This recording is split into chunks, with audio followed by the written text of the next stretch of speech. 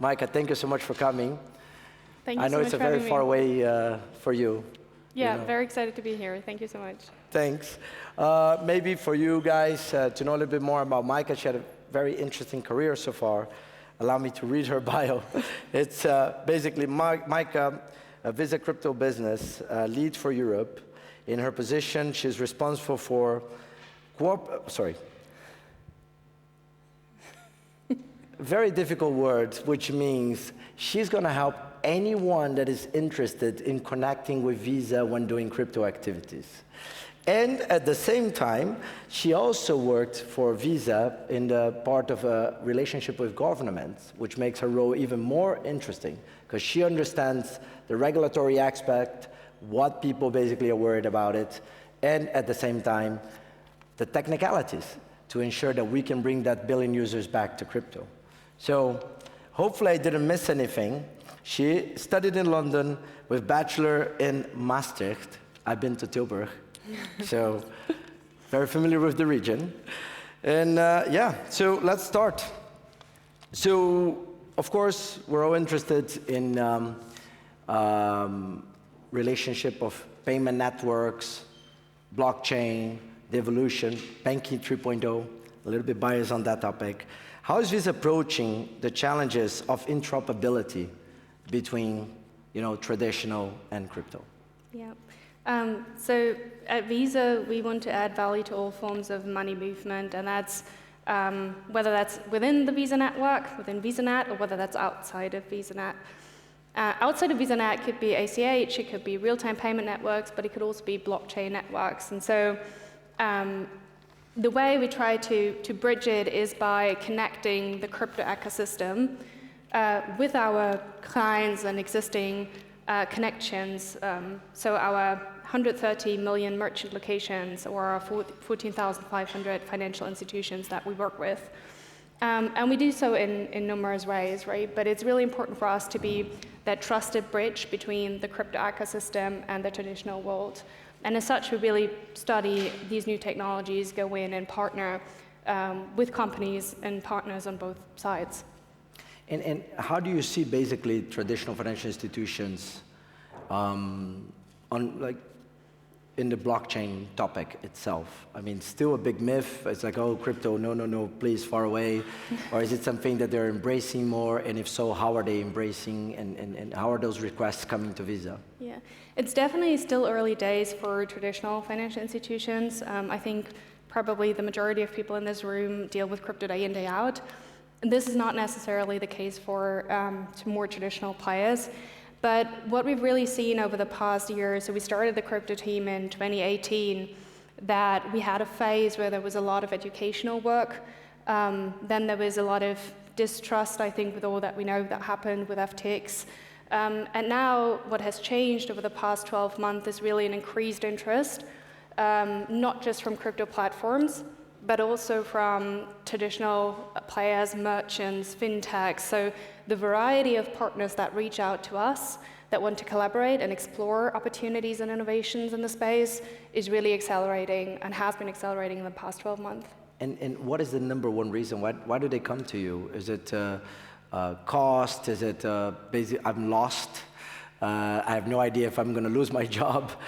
So please help us to understand, because I think one of the things that's quite interesting, the more you understand why they're coming, the more, the group of people in our community can actually think about solutions to connect those two worlds. Yeah, I think the reasons are very different, but what sticks out is really the demand that they see on the consumer side. So when we talk to our clients, we start by saying, look into what's the demand on the customer side. How many of your bank customers are actually using crypto today? How much activity do you see in the space, and how much demand is there to maybe invest in crypto assets? And so I think our business, as well as our clients' business, is very much driven by demand, which is probably one angle. And the other angle is, and I'm speaking more for Visa than for our clients here, but we're really seeing the pace of innovation accelerating in crypto. So there is a very different dynamic and very different pace, and the technologies that underlie crypto really do have the potential to impact the way money is being moved in the future. And that's something that touches our core business, but also touches financial services, commerce, and the wider space of where value is being moved across different networks. Yeah, you know, it's very easy when you do not understand payments to kind of trying to find the bad guys against the good guys. But there's one interesting element of Visa, or MasterCard Visa, I mean in general schemes, is that you are bringing that interoperability to millions of businesses, which at the end of the day, they need to sell. And if you want to sell, you want to make sure that somebody's going to take the goods, walk away, and you are certain that you're going to be paid. So what projects do you see, or what initiatives do you see that could be helping more of those interoperabilities, that, you know, it helps you to move this money to those merchants and make them actually feel like, okay, there's maybe digital assets now that I want to receive. I mean, Visa should not make a difference between euros, pounds, dollars, or whatever the world is claiming, right? Yeah, so I think one of the interesting projects is definitely the Gnosis Pay Visa card. But Oh, no bias. But if we, maybe I can talk a little bit about the focus areas and how we sort of entered the space and the strategic pillars and the activities where we are active today. So we realized when we started this that consumers, as you mentioned, want to have an easy way to spend their crypto or to use their crypto, purchase crypto. So we started by entering the space in the on and off ramp side. So making it very easy for consumers to purchase crypto or to purchase an NFT using their existing Visa credentials, something that everyone has in their pocket today, yep. And to make it very easy for them to participate in that ecosystem. And then obviously once you participated and once you're in the ecosystem, you may have different reasons of why you want to purchase crypto or NFTs, right? It may be because you want to generate more wealth, or because you want to make cross-border payments, or because you live in a country with a high inflation. The reasons may be various. But there will be a time where you probably need to off-ramp again, so where you want to spend your crypto, and maybe you don't want to use 5 steps in doing that, right? Maybe you want to have it all in one place. And so this is where crypto-linked cards come in, where we partner with crypto exchanges and platforms and players like Gnosis to issue credentials that makes it very easy for you to spend from any balance, any crypto balance in the back. And the beauty of that is that on the merchant side, these 130 million merchant locations, they don't need to be crypto fluent, they don't need to upgrade their POS systems. They can just use the system that they have today. And so on and off ramps have really been I think the first step into the space for us. But there are other elements of the technology which are very interesting and which can help on this interoperability side, which is around the infrastructure side. So today we transact in more than 160 currencies, as you've mentioned. A stablecoin or a CBDC in the future is just another currency for us, another form factor, basically a digital form of a currency. And so there is nothing that should prevent us from accepting those new forms of money on our network as we accept 160 currencies today. Obviously, they need to have the necessary safeguards in place, and they need to meet the standards of a currency that we feel comfortable with. But so we experiment a lot on the infrastructure side to see how can we leverage the underlying blockchain network on which the currencies are running on top of. So that's a third area. And then a fourth one is around the existing client base that we have. As you mentioned, we have a consulting practice within our Visa Consulting and Analytics that go in and really help merchants, fintechs, banks to understand digital currency, what are the trends, what can they do with it, what offering can they bring to market. And then lastly, regulators, central banks, they are also in this journey. And they probably lagging a little bit behind even the private sector. So how can we help and engage with regulators and experiment with them when they develop their own digital currencies? So partnering and going in and developing POCs and innovating jointly with central banks. I mean, there is one, of course, specific, two comments. One is, Of course, traditional regulators and traditional businesses takes longer to adopt technology. I mean, in payments, we saw things like TSM being the first format of people transacting contactless, and then later on, the contactless payments. So between the first initiative, 2011, or even 2012, there was a project called ISIS in the US, which was funny, that involved Bank of America and large telcos, the three largest banks, three largest telcos trying to do payments with contactless. And only in 2017, 16, when Apple Pay truly created that easiness, then you could actually see contactless payment taking forward. But you guys actually took the effort to even provide settlement in stables, which is actually for me, even though it's still, of course, a initiative, it's a project, but that actually says a lot about how much you guys are vested in the technology itself or the possibilities of the technology. So can you comment a little bit of that?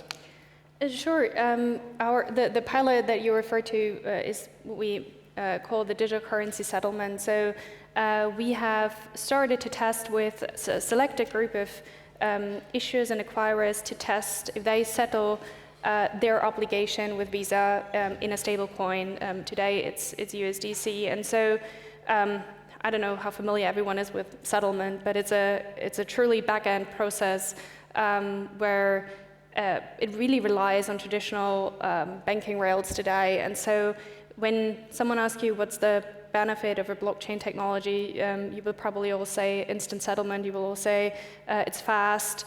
You will say potentially it's cheaper, depending on which chain you use. Oh, it's definitely much cheaper.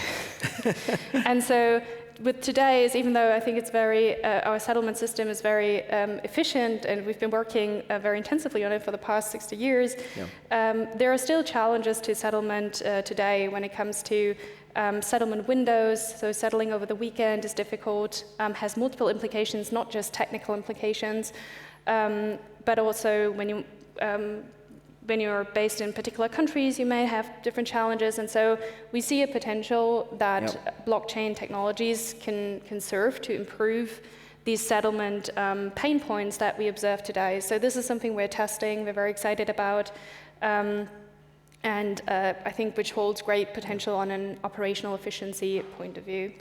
Well, allow me to add one thing to it, because it's, I mean, of course, in terms of interoperability, connections, Visa, it's, you know, all over, connected everywhere, extremely interoperable.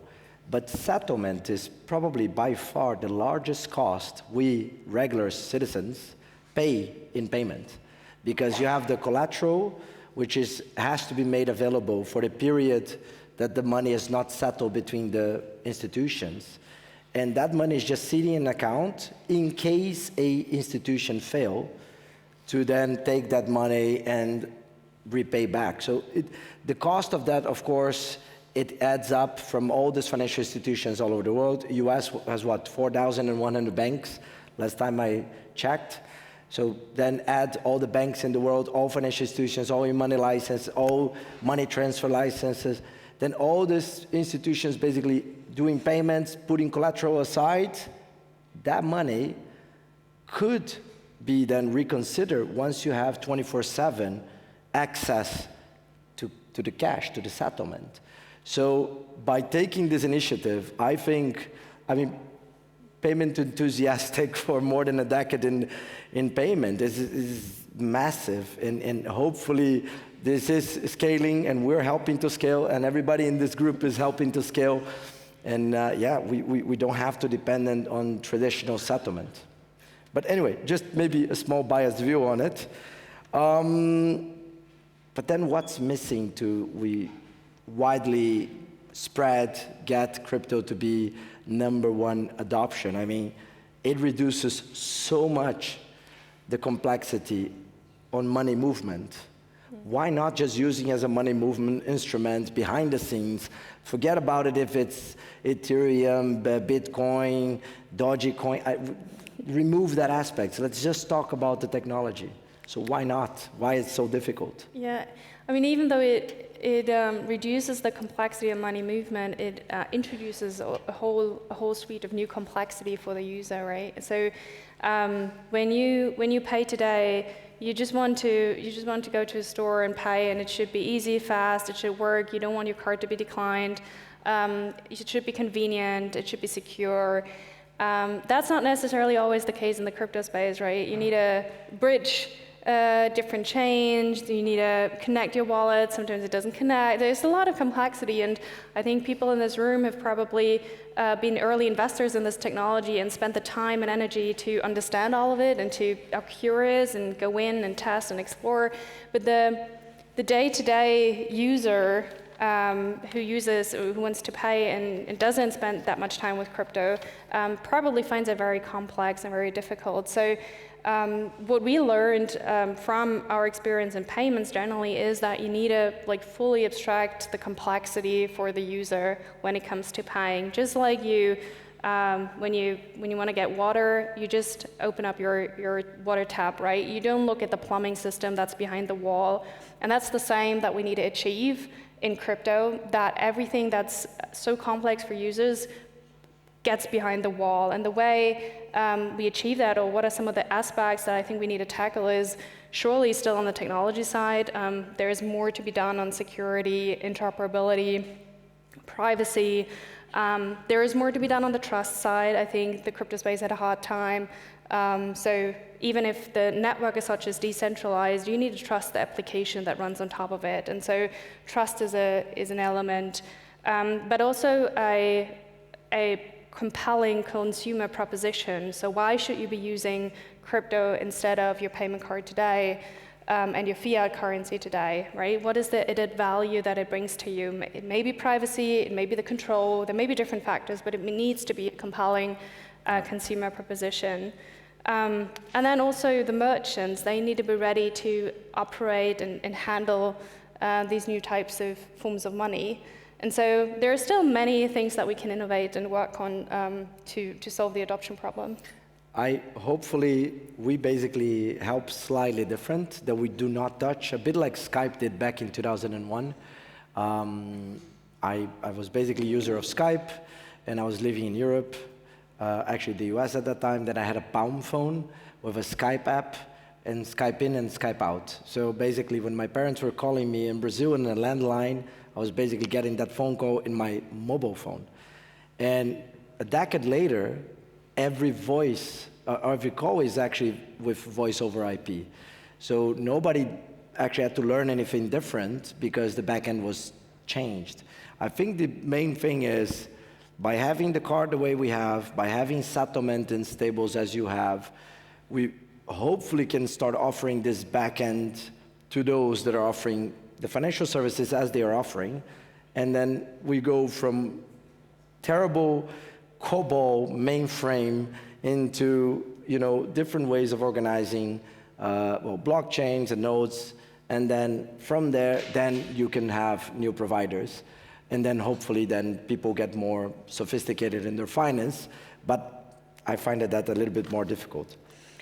Maybe I can return the question, because I think, I've seen most of your presentation before, but I'm curious on, I think besides the geographical expansion and what can be done, where do you see the biggest point to unlock actually this efficiency to reduce the complexity for your customers today? Yeah, so I'm actually in a difficult journey because I'm looking to customers. One is the very sophisticated, very willing Web3, which is part of our community. And the other one I see as my dad every time. So my dad every time talks to me, he says that you have something in payment, but I have no idea. I never use. And it's every time I try to use, it's very complex. I don't understand crypto and so on. My main barrier, believe it or not, is none of those guys. In fact, is to prove that everything that exists in crypto and everything that exists in payments or banking has been already set, regulated, and now we're trying to create new names for existing things. I feel like the world is living Silicon Valley, where you don't have commercial officer, sales officer is a chief revenue officer. They got renaming things that everybody should know. It's, I sell to those that want to buy. So regulators have created e-money. Regulators enabled Monerium with digital money. Regulators allow banks to display digital balances in phones for users. And the only question is, those that want to have custody and those that do not want to have custody, how do I treat them? You have already, one is called e-money license or banking license that allows you to do those things, and the other one you don't need anything. It's more like technology provider. Can you ensure that the people that you're bringing to the party are allowed to be in the party? And I think that's my main job right now. Help the party to start, help the clean money to come in, given like no criminal activities, no sanctioned users. If I can block them to come in, everything else is already there. So I think that journey of, taking this myth away from you need to be a bank in order to do banking, that is my biggest and most difficult path right now, and hopefully we can open it. Yeah. So maybe 2 more questions, because I would love to get some questions from the audience.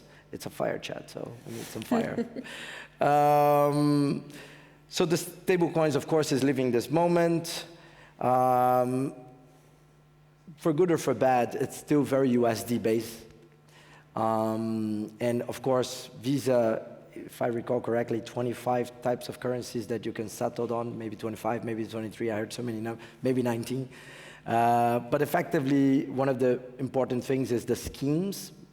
They basically help us or financial institutions to transact in multiple countries, not having to settle in that given currency because you do that. And in fact, a lot of people think that's very expensive, but normally is very reasonable compared even to large chunks of money change. But USD still 99.99. Is there anything that you guys can do? Is there anything that you feel like it's happening out there that could help? Because I think this is one important element. You're in Europe, you want to spend euros. You are in Switzerland, you want to spend Swiss franc. You're in Brazil, you want to spend reais. So how do you see that? Yeah, first I think stablecoin has been a really great thing for crypto. If you look at the growth trajectory, the users, I think we have 19 million users of stablecoins today. I think it has been a great push for the use or making the technology usable. Now it's true the majority of highly used stablecoins are USD denominated. The question arises, what are you using those stablecoins for, right? So again, different use cases. In some of these countries where you want to hedge against inflation, you may want to have the dollar, a digital version of the dollar. You may want to use it for cross-border payments. Actually, a large chunk of stablecoin payments come from B2B payments, cross-border. And then I think a last element is the settlement element, which is an infrastructural one, right? And so for different use cases, you may need different underlying fiat currencies. And so it's yet to be seen which use cases emerges for which one. For Europe particularly, I mean, this is the region where I work in and where I try to drive the business. I see a lot of potential with the incoming regulation with MiCA. We are already seeing almost every month a new big company announcing a new stablecoin, a euro-pegged stablecoin. We also don't know what's going to happen to dollar-denominated stablecoin in the euro area. So I think the regulation is can potentially change a lot of the dynamics. But it is true that in international payments, cross-border payments, the dollar has been a dominating one. And is probably likely going to continue to be one. But we are seeing new stablecoins emerging, and there's technically no reason why we shouldn't also allow these new underlying currencies on our network if they meet our standards for stablecoins, right? Which has also not always been the case without regulation. There have been many stablecoins out there where we didn't believe they meet the standards of security and reserves, et cetera, et cetera. On an opinion base, is stablecoin the next banking deposits? I think it's a question of how you define a stablecoin. If a bank issues a bank stablecoin, a bank deposit, it's technically also a stablecoin. So I think the whole topic of tokenized deposit has been a big topic in the banking world in the past 6 months, and I think that combined with the idea of tokenization more widely is definitely an area where we see a lot of opportunity for the more traditional players to come in. Maybe a final question on my side.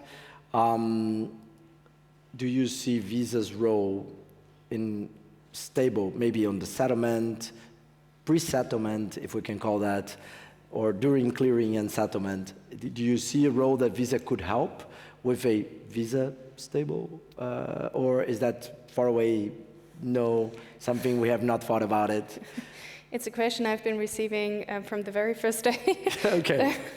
But I'd like to say we're not in the currency business, right? As I mentioned before, we transact with 160 currencies and settle in various currencies. So that would probably be my answer for now. Okay. Fair enough. I mean, the network interoperability first, security, trust. I mean, it's fair. But I would always, of course, see this as something that can help a lot the middleman, right? The middle layer, which is very costly as well. And I think we'd be very interested in seeing where the demand comes from. What is it that businesses and consumer want to use? Which types of stablecoins? Again, how many stablecoins need to coexist? There is an aspect of currencies that gains on as many networks they run on as many usage they have. So I think that's yet to be seen how different stablecoins will act besides each other. Okay, good. Questions to the audience, or please, lots of questions to Micah. Please. Is there anything regulators can do to help these various initiatives we're working on? Sorry, could you repeat? Is there anything that regulators could do to facilitate some of these things that you're proposing? So I think generally regulation is good in that space. So the more clearance there is, the easier it is to operate for our partners in that space as well. So I mean, it's not just Visa, but it's also the partners who need to feel comfortable. So I think banks, as an example, now with MiCA, they are becoming more and more interested in offering digital currency offerings or products. So I think we're actually in a good place in Europe compared to, let's say, the US, for example. So I think that's a general aspect which helps to engage and to talk about and then there's this understanding element, because I think very much of regulation is done in a way that is following existing principles and existing thinking, and some of that doesn't work as well anymore for the new for the new crypto ecosystem. So how do you regulate a blockchain network? These are some of the questions that regulators are facing, and so I think it just needs, we continue to work with and exchange with regulators, and I think that's also what's needed and continue to be done with all partners and stakeholders involved. Yeah, I mean, Europe is very famous for regulating before even thinking, and then the US is normally taking the time to regulate when things are already collapsing. So I don't know. Whatever best time is, I can't comment, but it's definitely happening that way. There will surely be a MiCA 2.0 at some point. So hopefully. Okay, more question in the back.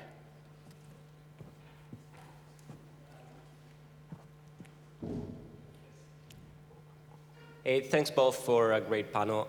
Some of you said, Mike, really resonated with me, which is not only we should work on abstracting away the complexity from users of crypto, and I feel like probably 90% of the people in this room are working on that. But the second key component is about creating compelling narratives and reasons for people to adopt crypto. Can you elaborate that a little bit more and maybe talk about the drivers? Is this just cost, or what are the possible components that can make us successful there? I don't think it's necessary for end consumer. I don't think it's necessarily cost, because if you pay today, it's for free. I mean, there may be fees associated to your bank account or things like that, but you're paying and you don't pay anything for that. And so I think it's really convenience and safety, which are the core elements. So a reliable system that, you know, when something goes wrong, then you will get your money back. Or there are mechanisms in place that help you to reverse a transaction or to do something in that space. I think that's, at least from the experience that we have, convenience and security is always like two important factors. I think an additional one that comes into play with crypto is probably the aspect of privacy and control, which is something that has been driving crypto users, which is something maybe that couldn't be delivered in today's world at that standard or that promise that crypto tends to convey and hold. So there may be different elements, and different users may have different preferences, but it's really, I think, about, you know, finding out where is your consumer and meeting your consumer where it's at. I mean, crypto doesn't equal crypto. It's also different. I think where you meet your customers is you match a non-custodial wallet with a card, so you match the convenience with the control that you have, and that's brilliant. So I think it's these type of value propositions that you need to figure out in order to meet the consumer where they're at. Thank you. One more question, final one, please.